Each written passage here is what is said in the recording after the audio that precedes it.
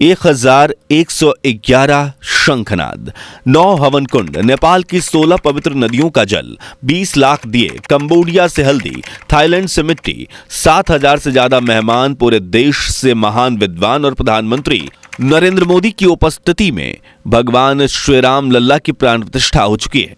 इसी के साथ 491 सालों के संघर्ष, हजारों लोगों के बलिदान, लाखों लोगों की तपस्या और सत्य की लड़ाई में आखिरकार हमें बड़ी जीत मिल चुकी है। तो कैसे हुई प्रभु श्री राम की प्राण प्रतिष्ठा, और इसके पहले 7 दिनों तक कौन कौन सी विधियां करवाई गईं, और प्राण प्रतिष्ठा के दौरान अयोध्या में हुआ कौन सा चमत्कार, तो इसके बारे में सुनकर पूरी दुनिया है हैरान। जानेंगे इस वीडियो में, लेकिन उससे पहले सभी सनातन धर्मी भव्य राम मंदिर के उद्घाटन की खुशी में वीडियो को लाइक करने के साथ कमेंट बॉक्स में जय श्री राम जरूर लिखिए। प्राण प्रतिष्ठा में प्राण का अर्थ होता है जीवन, जबकि प्रतिष्ठा का अर्थ होता है स्थापना। ऐसे में प्राण प्रतिष्ठा शब्द का अर्थ होता है प्राण शक्ति की स्थापना या देवता को प्रतिमा में जीवंत स्थापित करना। शास्त्रों और धर्माचार्यों के अनुसार जब भी किसी प्रतिमा में एक बार प्राण प्रतिष्ठा होती है तो वह प्रतिमा एक देवता में बदल जाती है। वह देवता श्रद्धालुओं की प्रार्थना स्वीकार कर सकते हैं और अपना वरदान दे सकते हैं। लेकिन प्राण प्रतिष्ठा करना अपने आप में सबसे बड़ी जिम्मेदारी है। इसमें कई नियमों का पालन करना आवश्यक होता है। अब मंदिर में प्राण प्रतिष्ठा हुई कैसे, वो जानने के लिए सबसे पहले हर सनातन धर्मियों को शुरुआत से पूरी प्रक्रिया जानना जरूरी है। तो राम जन्मभूमि ट्रस्ट ने प्राण प्रतिष्ठा की तैयारी महीनों भर से शुरू कर दी थी और 22 जनवरी से पहले 7 दिवसीय अनुष्ठान को अपनाया गया था, जिसकी शुरुआत पुजारी गणेश्वर शास्त्री ने सरयू नदी के तटबंध को छूकर विष्णु पूजा से की थी, क्योंकि प्रभु श्री राम भी विष्णु भगवान के ही मनुष्य अवतार हैं। जिसके बाद गोदान का आयोजन किया गया। इस दौरान अयोध्या के रंग महल में रहने वाले सरयू गाय को भी भोजन खिलाया गया और उनसे आशीर्वाद लिया गया, क्योंकि आपको यह जानकर हैरानी होगी कि सरयू ने राम मंदिर का संकल्प लिया था और यह गौमाता पिछले 22 वर्षों से रोजाना रामलल्ला के जन्मभूमि की 108 बार परिक्रमा करती थी और फिर प्रभु श्री राम के टेंट वाले मंदिर के सामने शीश झुकाती थी। और तो और जब सुप्रीम कोर्ट ने राम मंदिर के पक्ष में फैसला सुनाया, तब से सरयू ने अपनी तपस्या पूरी कर ली और अब वो कभी कभार परिक्रमा करती हैं और रोजाना रामलल्ला के दर्शन करती हैं। हमें इसमें कोई इत्तेफाक नहीं बल्कि चमत्कार ही इसे हम कह सकते हैं। इस अनुष्ठान के दौरान 18 जनवरी को रामलल्ला की मूर्ति को शोभा यात्रा के साथ मंदिर में लाया गया और गर्भगृह में विराजित किया गया।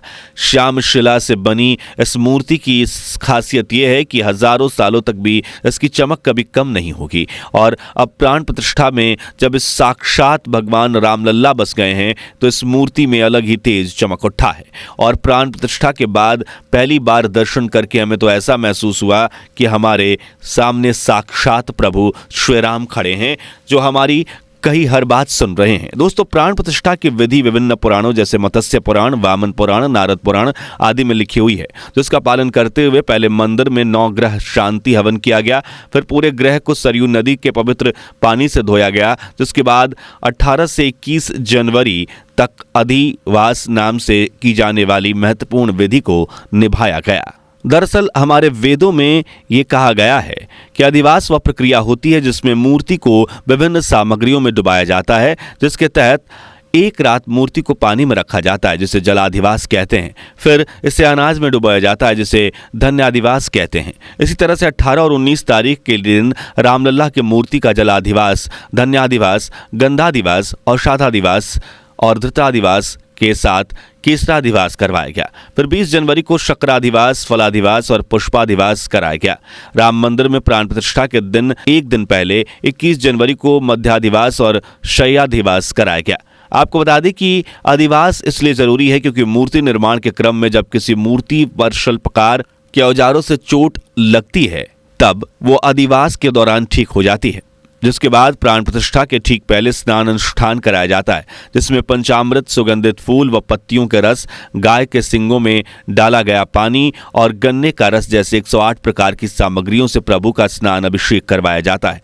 इसमें नेपाल से भेजे गए 16 पवित्र नदियों के पानी का भी इस्तेमाल किया गया था। दूसरी तरफ अनुष्ठान के तहत अयोध्या में 1008 हवन कुंडों में लगातार यज्ञ चल रहा था। इसमें 1008 पुरोहित और 5000 से ज्यादा यजमान प्राण प्रतिष्ठा से पहले हवन व पूजन कर रहे थे। यूपी के मुख्यमंत्री योगी आदित्यनाथ भी 1008 कुंडीय महायज्ञ में शुक्रवार को शामिल हुए थे। फिर इस अनुष्ठान का अंतिम चरण आता है प्राण प्रतिष्ठा, जिसमें प्रभु को मूर्ति में जगाया या जीवंत किया जाता है और 22 जनवरी की सुबह से प्राण प्रतिष्ठा की तैयारियां शुरू हो गई। प्राण प्रतिष्ठा के लिए यह तिथि इसलिए चुनी गई क्योंकि यह त्रेता युग में रामलला के जन्म के दौरान जो मुहूर्त बना था वही मुहूर्त 22 जनवरी के दिन भी बन रहा था।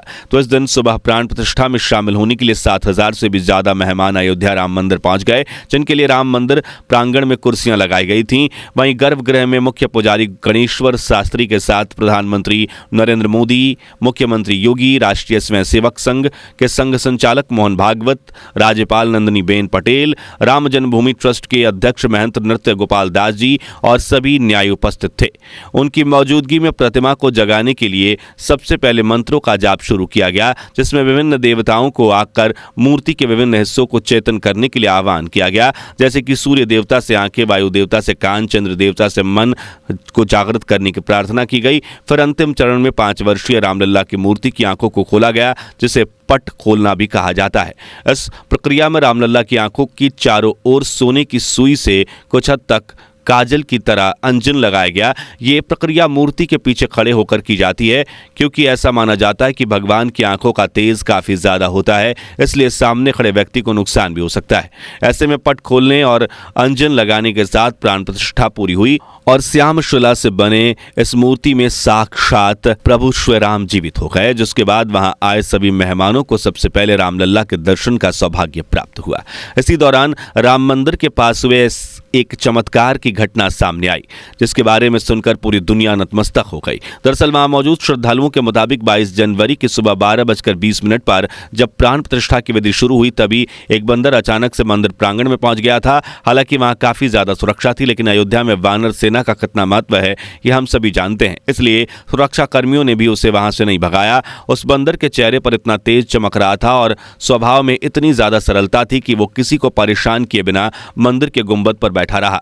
फिर कुछ देर बाद वो नीचे उतरकर दूर से गर्भगृह में देखने लगा और प्राण प्रतिष्ठा की विधि पूरी होने तक वो वहीं बैठा रहा। जिसके बाद जब रामलला ने पहली बार आंखें खोली तो वहां मौजूद सभी श्रद्धालुओं ने श्री राम के सामने शीश झुकाना शुरू किया। उसी वक्त वो बंदर वहां से अचानक गायब हो गया और उसे दूर जाते हुए किसी ने नहीं देखा। इसे लेकर अयोध्या में मौजूद कई विद्वानों का कहना है कि वो स्वयं महाबली हनुमान थे, जो कि अपने वानर अवतार में प्रभु श्री राम के दर्शन करने के लिए अयोध्या पहुंचे थे। आपको बता दें कि प्रभु श्री राम को जब एहसास हुआ कि उनका मनुष्य रूप में धरती पर समय खत्म हो गया है और वो स्वर्ग चले गए हैं, उस वक्त हनुमान जी हिमालय की पहाड़ियों में ध्यान करने चले गए थे और कहा जाता है कि अभी भी वो वहीं रहते हैं, क्योंकि उन्हें अमरता का वरदान मिला हुआ है। और जब भी धर्मनगरी अयोध्या किसी मुश्किल में आती है तो हनुमान जी वानर अवतार में हनुमानगढ़ी पहुंच जाते हैं और राम भक्तों को मुश्किल से निकालते हैं। जैसे कि 1986 में जब फैजाबाद की कोर्ट में जज कृष्ण मोहन पांडे राम मंदिर के ताला खुलवाने की अर्जी पर फैसला सुनाने वाले थे, तभी उन्होंने वानर अवतार में साक्षात हनुमान जी का दर्शन किया था। जिसके बाद 1998 में जब आतंकवादियों ने हनुमानगढ़ी मंदिर में बम लगाया था, तभी एक वानर ने ही उसके बम के तार को काटकर ब्लास्ट होने से बचाया था, और वो भी सिर्फ ब्लास्ट के 3 सेकंड पहले। जिसके बाद वो मंदिर के गुंबद पर जाकर बैठ गया था और उस वक्त वहां मौजूद इंस्पेक्टर अविनाश मिश्रा और उनकी टीम ने साक्षात वानर रूप में हनुमान जी की मौजूदगी को महसूस किया था और उनके आगे सर भी झुकाया था। आपको बता दें कि मंदिर के प्राण प्रतिष्ठा में भी मंदिर के पास वानर रूप में हनुमान जी को देखा गया है। तो दोस्तों, भारत के इतिहास में इस भव्य समारोह यानी राम मंदिर के उद्घाटन के साक्षी बनकर आपको कैसा लगा, कमेंट्स में जरूर बताइए। और वीडियो अच्छा लगा हो तो इसे लाइक और शेयर जरूर कीजिएगा। साथ ही सनातन धर्म से जुड़ी ऐसी ही वीडियोज के लिए हमारे चैनल को सब्सक्राइब करके पास वाली घंटी जरूर बजा दीजिए। जय श्री राम।